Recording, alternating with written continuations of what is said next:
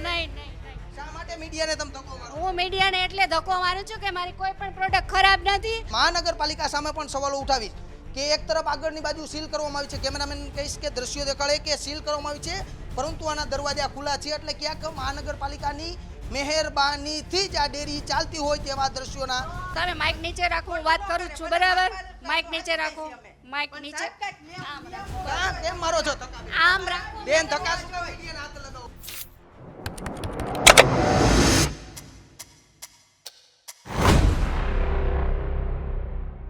રાજકોટના મોરબી રોડ પર આવેલી પટેલ વિજય ડેરીમાંથી અખાદ્ય વસ્તુનો જથ્થો મળી આવતા ડેરીને સીલ કરી દેવામાં આવી હતી. રાજકોટ કોર્પોરેશન દ્વારા આ ડેરીને સીલ કરી દેવામાં આવી હતી, પરંતુ આપને જાણીને આશ્ચર્ય થશે કે આગલા બારણે સીલ હતું અને પાછળથી ડેરી ધમધમતી હતી. અને આ બાબતે જ્યારે અમારા સંવાદદાતાએ રિયાલિટી ચેક કરવા માટે ગયા ત્યારે ડેરીમાં હાજર સંચાલકો મહિલાએ અમારા સંવાદદાતા સાથે ગેરવર્તન કર્યું. એટલું જ નહીં, સંવાદદાતાને બહાર નીકળી જવા માટે ધક્કો મારીને બહાર નીકળી જવા માટે કહ્યું.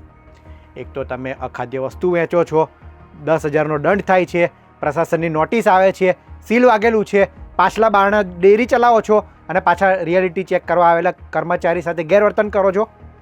અને આ સીલ હોવા છતાં ડેરી કઈ રીતના ધમધમતી હતી, કોની રહમ નજર હેઠળ આ ડેરી ધમધમતી હતી, તે પણ એક સવાલ છે.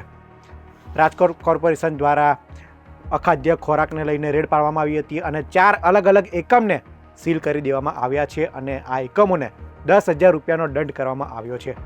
પરંતુ આ ડેરી એ ધમધમતી હતી અને રિયાલિટી ચેક કરવા ગયેલા અમારા સંવાદદાતા સાથે કઈ રીતનું વર્તન થયું તે પહેલાં વિડીયોમાં જુઓ. હું દેખાડી રહ્યો છું કે જે રીતના અત્યારે આ ડેરી તો સીલ કરવામાં આવી છે, પરંતુ ડેરીની અંદર જે રીતના આ જે ગોડાઉનો સીલ કરવાનો હોવો જોઈએ તે કરવામાં નથી આવ્યા.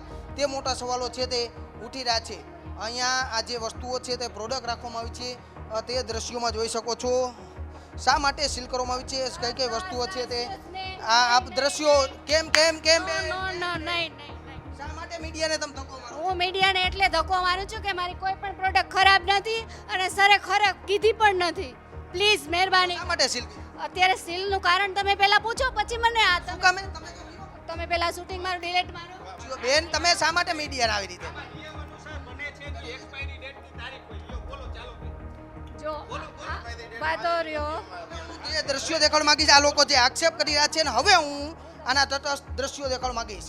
આઈસ્ક્રીમો રાખવામાં આવી છે, પરંતુ આઈસ્ક્રીમોમાં ક્યાંય ડેટ લગાવવામાં નથી આવી. આ શ્રીખંડ છે, આ વસ્તુઓ છે, લોકોના આરોગ્ય સાથે ચેડા કરનાર આ વ્યક્તિઓને જુઓ, જેઓ મીડિયાને ધક્કો મારીને કહી રહ્યા છે કે અમારી વસ્તુઓ ખોટી સીલ કરવામાં આવી છે, તમે શા માટે અંદર આવ્યા છો? ત્યારે હું આ જે દ્રશ્યો દેખાડી રહ્યો છું, આ વસ્તુઓ જે રીતના રાખવામાં આવી છે તે દ્રશ્યો હું તમને દેખાડી રહ્યો છું.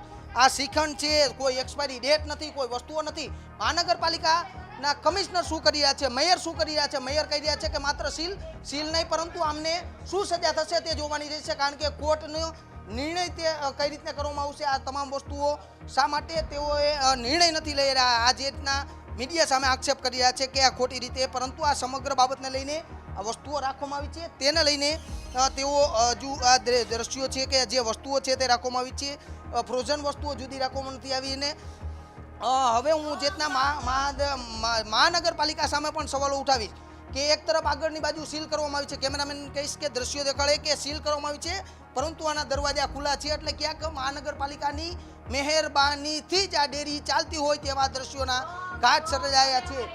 તે હું આ દ્રશ્યો દેખાડી રહ્યો છું. આપને આ બેનને જે રિયલી હોય ને એ જ રિયલી વાત કરો. તમે શું જથ્થો પકડ્યો છે મારી દુકાનમાં? 500 કિલો જથ્થો છે, તો તમે આવું મીડિયા બનાવી શકો? ખોટું મારું ખોટું કરે. તમે માઇક નીચે રાખો, હું વાત કરું છું, બરાબર?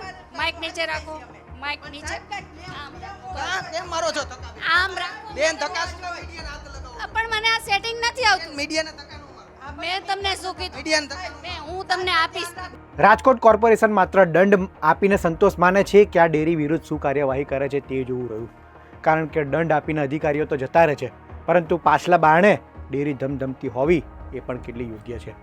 અન્ય પણ અખાદ્ય વસ્તુનો જથ્થો હોઈ શકે છે, જે પ્રમાણે મીઠાઈઓ હતી, આ ઉપરાંત દૂધ હતું, દહીં હતું, શ્રીખંડ હતું. આ બધી વસ્તુ પણ કેટલી ખાવા લાયક છે તે પણ મોટો સવાલ છે.